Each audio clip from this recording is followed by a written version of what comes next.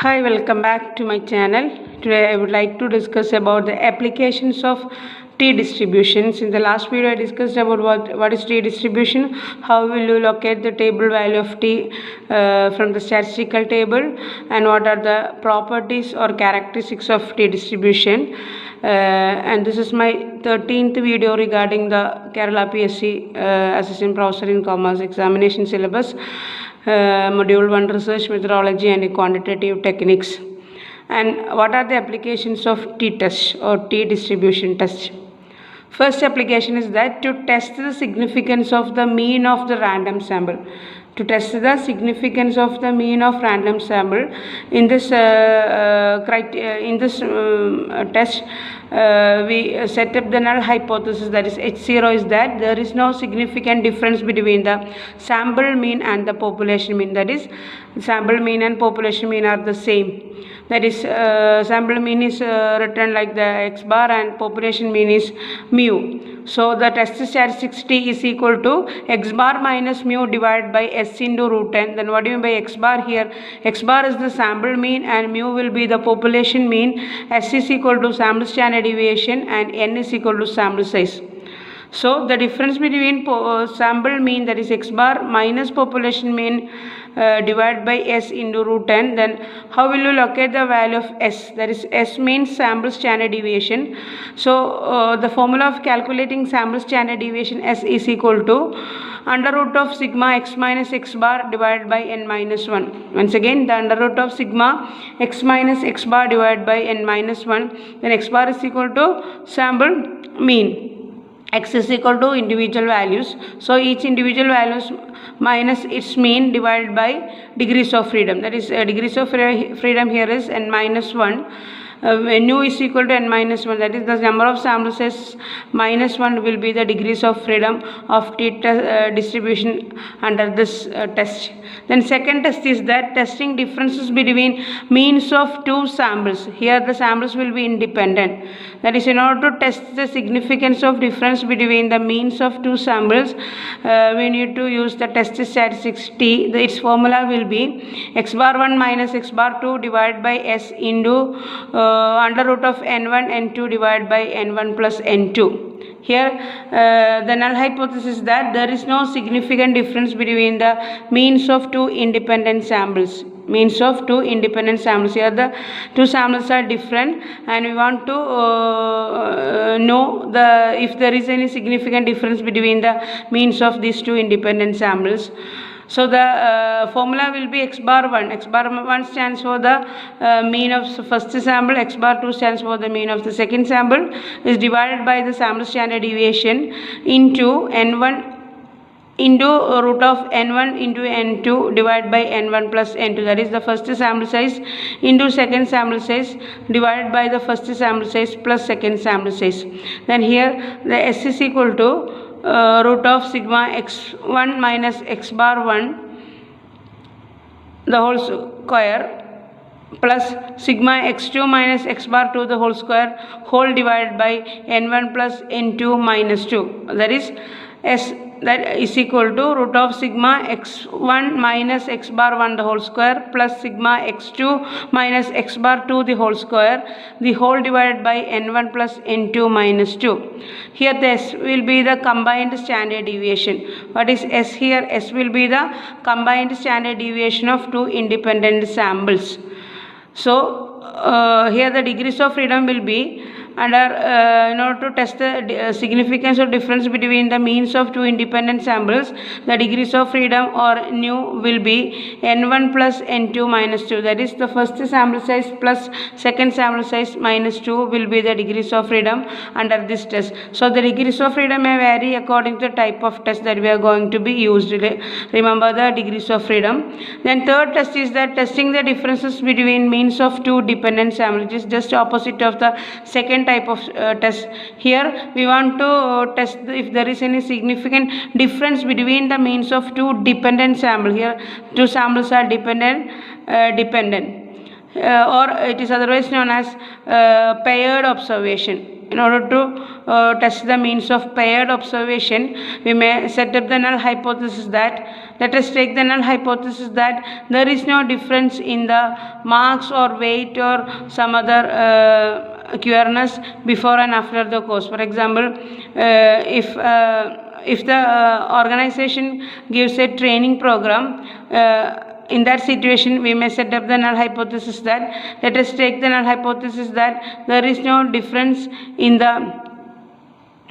the products produced before and after a particular course in the business organization. അതായത് ഒരു particular training programme കൊടുത്തതിന് ശേഷം അല്ലെങ്കിൽ ഒരു പ്രത്യേക ട്രെയിനിങ് പ്രോഗ്രാം കൊടുക്കുന്നതിന് മുമ്പിലെ എങ്ങനെയായിരുന്നു ഒരു സ്ഥാപനത്തിൻ്റെ പ്രൊഡക്ഷൻ കപ്പാസിറ്റി. ഇമാതിരിയുള്ള ടെസ്റ്റ് മനസ്സിലാക്കാനാണ് നമ്മൾ testing differences between the means of two dependent samples or paired observation എന്ന് പറയുന്നത്. അല്ലെങ്കിൽ നമ്മളൊരു പ്രത്യേക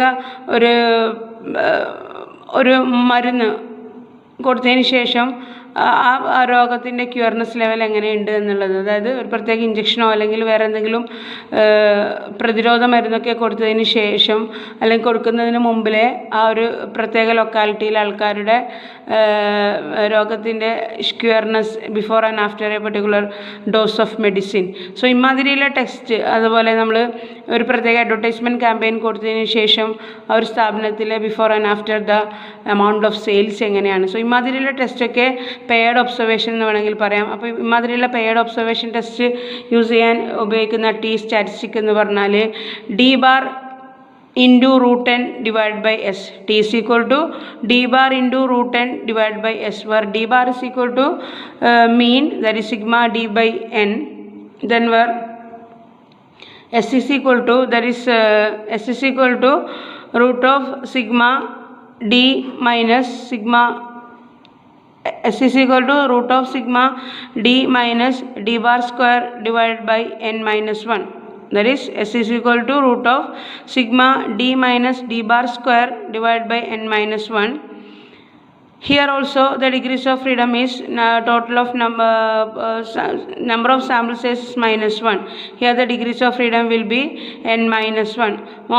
In almost all cases the degrees of freedom will be the test statistics denominator. That is what is the formula of calculating the test statistic. Its denominator will be the degrees of freedom.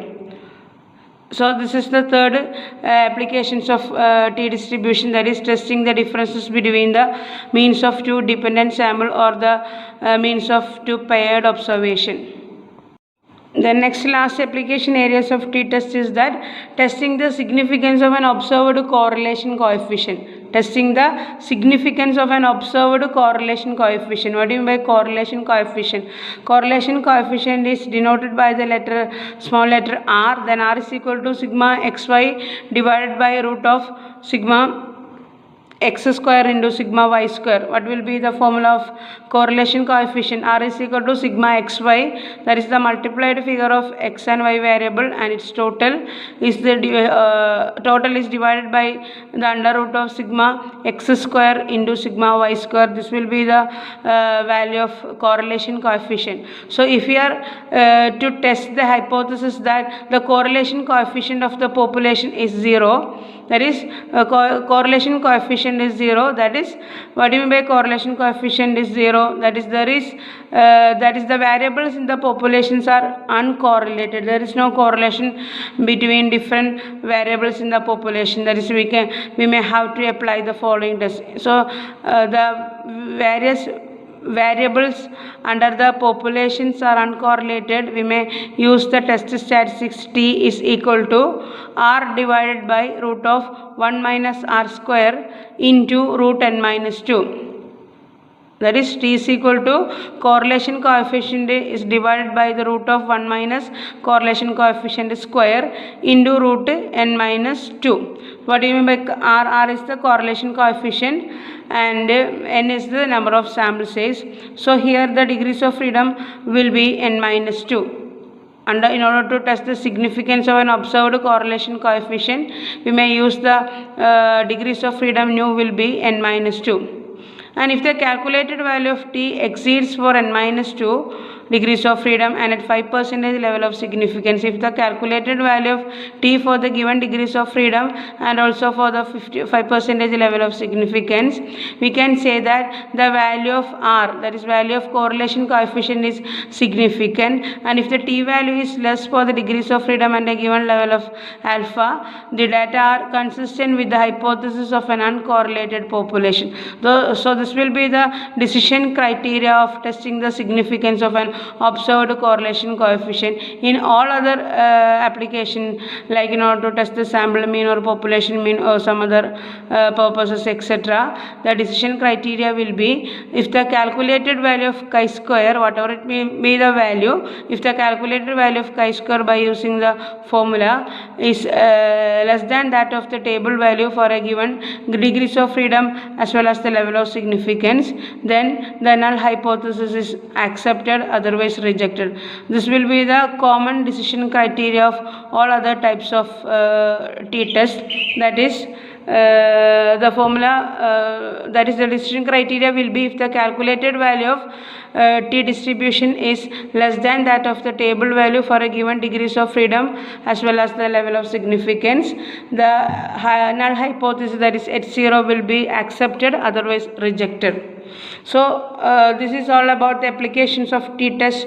Hope you all are understood. Then next I want to pinpoint the pros and cons of t-test. That is advantages and disadvantages of t-test.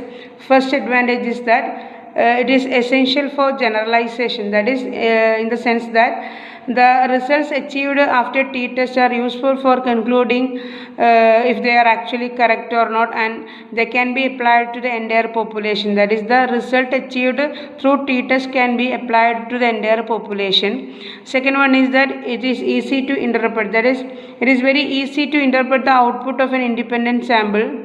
That is, this output tells you how different the means of one sample is from the means of another group or another sample. So that is why it is easy to interpret. Then third one is that it determines the source data, that is from where the data are taken. That is, t-test enables us to compare the average values of two set of data and also to determine whether the sample subjects came from the same population or from different population. That is why it determines the source data. Then it saves time. How the t-test saves time? Since the small sample size is needed for the calculation of t-test, it is not only saves on money but saves on the time required to collect and analyze the large amounts of data. That is why it saves time. Then next advantage is that it control of individual differences. That is, t-test repeated measure design results in small effects since the amount of error from samples is very small. It also leads to good control of the individual differences. How only one group is available for testing, and this can result in less noise of data. That is, only one group of data is available for testing, and that is why this can be resulted in control of individual differences. Then next, it provides necessary information regarding the calculations. Then next is that what are the cons or what are the demerits of t-test. First is that it is difficult to find the subjects. Then what do you mean by subjects here? That is, getting the subjects for the sample data is very difficult and also very expensive part of the research process. That is, in order to take the sample from where we are taking the samples, from where the samples are taken is very difficult, and also it is an expensive part of collecting the data. Then next is that environmental impacts. This is another drawback of t-test, environmental impacts. How independent t-test can help you determine the difference between sample groups but cannot help in controlling the effects of environment. What do you mean by that? That is, environmental changes may affect the output of t-test. That is, the environmental changes may affect the output of the t-test. The next important demerits or drawback is that multiple comparison. That is, t-test cannot be used for multiple comparison. Why so? Because it results in type 2 errors and type 1 errors. When conducting a paired t-test among a group of samples, it will be difficult to reject the null hypothesis. That is, when conducting a paired t-test among a group of samples. Listen, when conducting a paired t-test among a group of samples, it will be very difficult to reject the null hypothesis. Okay. Then next demerits will be a loss in degrees of freedom. That is, when the degrees of freedom of a group test becomes lower, we need a higher t-value in order to reach the t-test significance, and this creates a greater trade-off between the greater power leading to fewer degrees of freedom. That means, in short, when the degrees of freedom of a group of tests becomes smaller and smaller, we need the higher t-value, which create a small error between the data. Then its reliability, if the data collected violates the assumptions of t-test, then the output is also unreliable. That is, if the data collected from the normal population and the normal distribution violates the properties of normal curve, then its output will also be unreliable. So these are the pros and cons of t-test. So all this together coming under the t-distribution. In the last video, t-distribution, its meaning, how to locate the value, its properties or characteristics, and now today the applications areas of t-test. So these two videos coming together all about t-distribution. I hope you all are clear with this t-distribution coming under the parametric test of research methodology. Thank you.